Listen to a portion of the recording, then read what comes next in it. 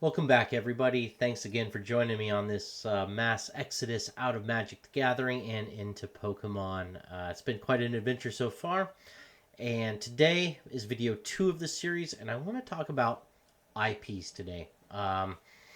Intellectual properties, right? So both companies, Pokemon, Magic the Gathering, Wizards of the Coast, Hasbro, they've had 30 years basically to do this, both of them. Pokemon's coming up on its 30th, and Magic brought us the glory of Magic 30 a couple years ago that nearly wrecked its own product. Um, that's a whole nother discussion. Anyhow, IP is very interesting when you're looking at putting money into either of these products, right? IP is what hits the jellies, brings the nostalgia factor. So, as a kid, whether you played Pokemon or Magic or whatever it may be, it's that license, it's that IP, it's the characters, it's the gameplay, it's all those things together that brings the nostalgia. But look at what each developed over 30 years, right? They've really gone in completely divergent directions, I'd say. Pokemon has built just the strongest IP in the world. Go out on the street, ask 10 people, 100 people, 1,000 people who Pikachu is. Uh, Even boomers, even older people who've never even seen anything will probably know who Pikachu is. Oh, he's a Pokemon. Same with a Pokeball or Ash or images from the original cartoon or those early days. It was so ingrained in people's minds, and it still is, and it has been, and their kids are into it, and their grandkids are into it, and they have backpacks and of the characters that they have produced. Magic has not done that. Magic has never branched out. Magic never had. I mean, we had Duels of the Planeswalkers, and we had those old, the old PC games and stuff, and they were great, but they weren't brand building, right? They weren't like those early Pokemon games where you fell in love with the characters and you felt like you were part of that world. And I think Magic's really dropped the ball on that. There was talk of a TV show, and they've talked about trying to branch out. But what they've decided to do instead is sell their game to other properties. Basically, the game now is Spider-Man versus SpongeBob SquarePants versus Gandalf the Grey. Where's the nostalgia in that? Kids that say pick up Magic the Gathering today, are they going to be nostalgia for that? Are they going to be nostalgic for Lord of the Rings and Marvel? Oh, remember that card game we used to play? It had Spider-Man in it. Let's go read some Spider-Man comics, or it had Final Fantasy characters in it. Let's go play Final Fantasy. Where Pokemon is no, it had Pikachu. Let's go do something with Pikachu or Charizard. And I think that's what's really hurting Magic is they're going for the quick flip. They really are. Their numbers look great, and that's what a corporation wants, but it's at a short-term gain and a long-term loss. While they might get a couple of kids to go in now and buy a starter pack because it's got SpongeBob in it, or a commander deck or whatever, or their secret lair nonsense, are those people really going to stick around? Oh, yeah, they might spend $100 or $200 and buy a box and a few packs and come into the card shop for a year or so, but they're not building that nostalgia. They don't have that. For me, Magic is Therese Nielsen artwork. It's Force of Will, Lord of the Pit, Shivan Dragon. That's Magic. Jace the Mind Sculptor.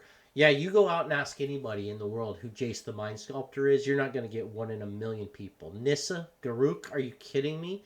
Nobody knows who these people are.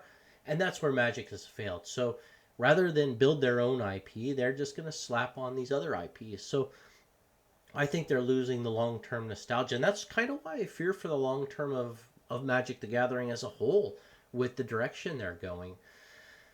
I I I love the game, and I hope the best for the game, and I don't wish any ill will on the game at all. And I will play the game. I'll always go back to games of Magic. I've got commander decks. I will eventually go back to playing a little bit here and there, but Pokemon has that IP. When I have a good sum of change, why would I leave it in cards that are just being reprinted with no IP, with no nostalgia for the future, when I could put it into some beautiful cards that have absolutely that nostalgia and are absolutely sought after and will be nostalgia again in the future. These generations, my son is not even 3 years old and he knows who Pikachu is, and we have Charmander stuffies and stuff, and his friends all know who Pokemon is. He'll never put a Jace the Mind Sculptor poster on his wall. I'm sorry, but he's got all the Pokemon merch and he's gonna have it.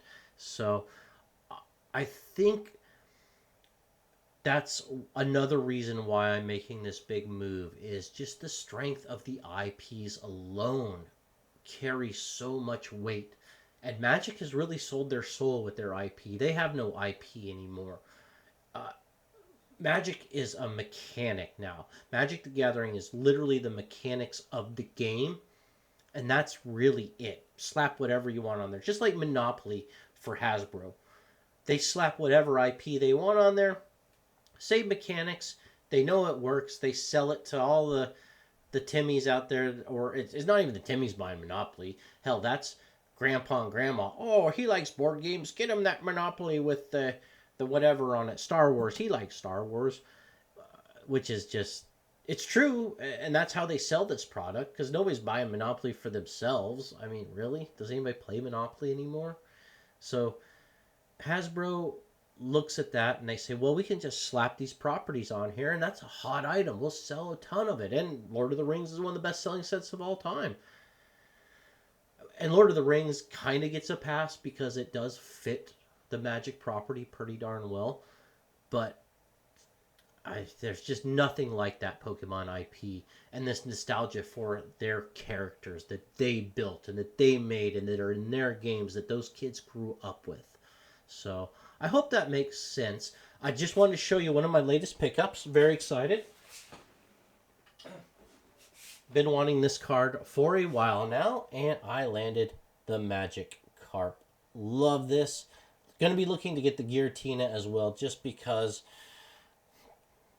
damn, that's good artwork. And you just don't get that print quality and that texture quality and that you just don't get cards like that in Magic. I'm sorry. And this is from a 30-year Magic veteran who's seen it all. You don't get cards like that in Magic. You don't. When you hold this card in person, it is stunning. It is stunning. And I find myself saying that with Pokemon all the time now. Where with Magic, here and there, but with Pokemon, it's all the time. Anyway, just wanted to touch on IPs today. I think it's very important, and I think they're so divergent from each other that it's worth talking about. Tell me what you think. Am I totally off base here? Also, shit is hot right now in Pokemon. Don't get me wrong. If there's something, I'm kind of eyeballing a few cards. I got my eyeball on possibly a Rayquaza, or the Glaceon VMAX from Evolving Skies. So let me know what y'all think, and next video, I'm going to get into some of the buying and trades that I've made recently. So thanks for watching, guys. I really appreciate it. Please like and subscribe. I'm trying to get this all documented because it really is so much fun going into this world of Pokemon. Thanks again, guys. Take care.